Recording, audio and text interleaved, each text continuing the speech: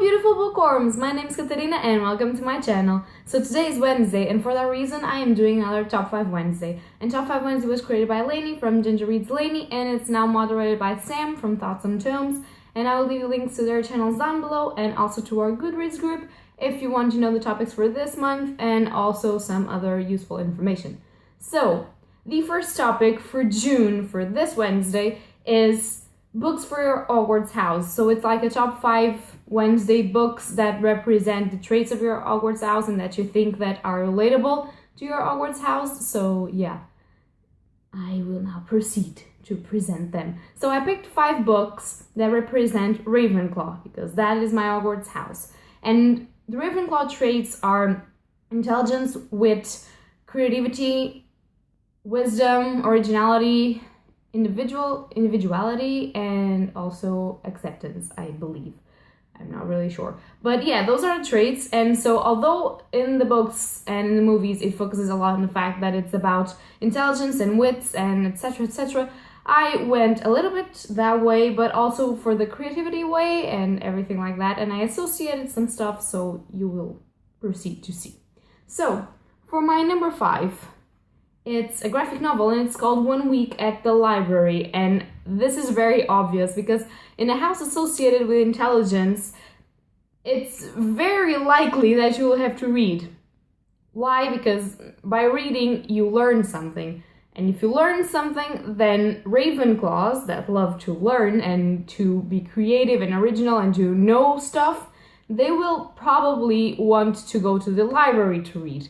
And this is a graphic novel about this guy that works in a magic library, and that is a library where the books are revolting, like they hate to be locked down and stuff like that, so he has to manage every chaotic thing that happens in that library. And I found it really funny, like it's really a beautiful book and it has beautiful art.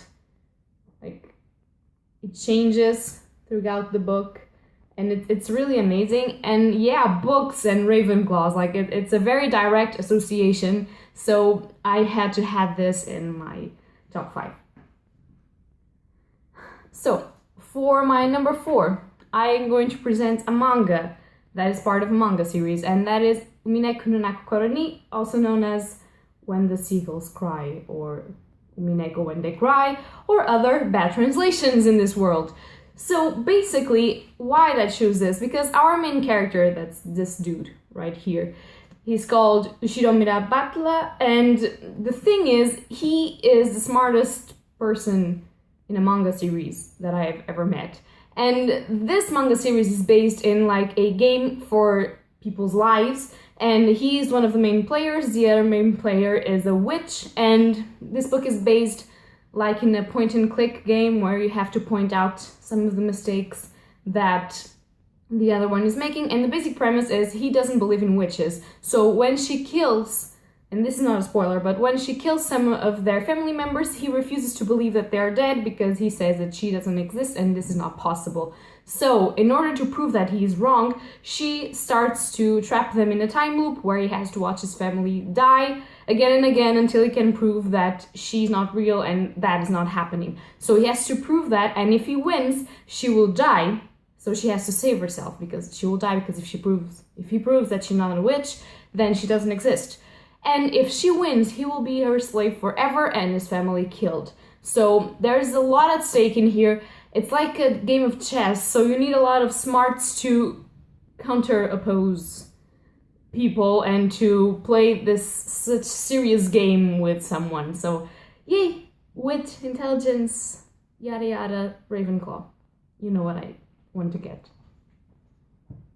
Next, for my number 3, I choose The Name of the Wind by Patrick Rothfuss, especially because of the main character, Kvothe, because he's supposed to be like this prodigy and he's supposed to be very smart, very creative, very original.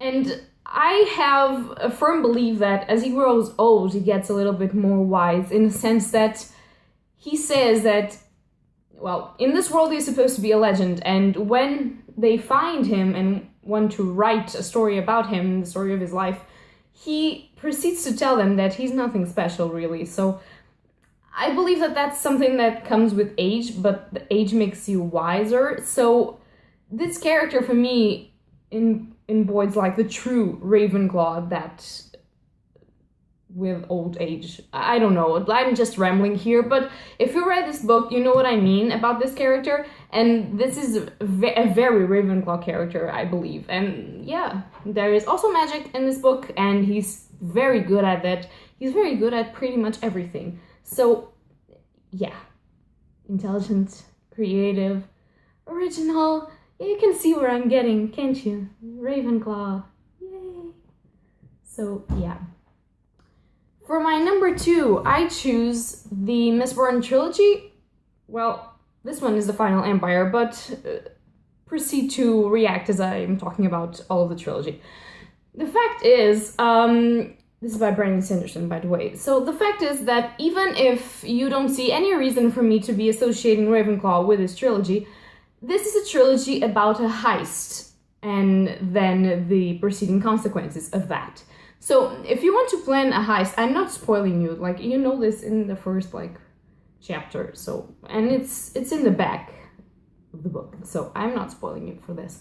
And so if you want, like I was saying, to plan a heist and to be successful, and yeah, we are in kind of a ruled by Lord Ruler creepy guy in this world, so it will be dangerous to try and do something against him. You have to be very smart and very creative and be able to like have obstacles and overcome them and have different ideas and know how to plan and how to like gather a crew and stuff like that. So the characters in here, I believe, are all very representative of a lot of Ravenclaw qualities: intelligence, creativity for overcoming obstacles, individuality for sure. And, well, there's also a little bit of acceptance because they are so very different and they accept each other like they are and they work together as they are, so yeah, but that's not the point. The point is, although we may say that they are not very wise for what they're doing, I have to say that they are very Ravenclawish characters, and every time that I read about them, I think about my house, so yeah, that's why I associate Mistborn with Ravenclaw. And for my number 1, it's the Night Circus by Erin Morgenstern. And what more can you say about this book? This is clearly a Ravenclaw book. This is a book about a competition between 2 magicians, and it's a competition of talent. So it demands wits, it demands originality, it demands individuality, of course, in what you were doing, and it demands a lot of creativity and a lot of intelligence. So this is a Ravenclaw book. I am very sorry. These characters, they compete to be the best at it, and although some might say that they are not totally Ravenclaw, like they have some other things from other houses, I would say that that's human life. Like, we all have other characteristics that belong to other houses, but I believe that the main characteristics of the main characters of this book are Ravenclaw characteristics. So they are very smart, they teach themselves, they learn from books, they are very, like, creative in what they do, like, everything in this is creative. This book is creative, so this author is a Ravenclaw. Like, I'm kidding, I don't know what's her house, but yeah, everything. This book is the epitaph of Ravenclaw for me. That's how I feel. So yeah, these are the 5 books that I associate with my Hogwarts house, Ravenclaw, and I hope you guys like this video. If you like it, leave a like or subscribe. Tell me down below which house you belong to and why, and some books that you think that might be associated to your house. Tell me if you agree with me or not, and yeah, bye!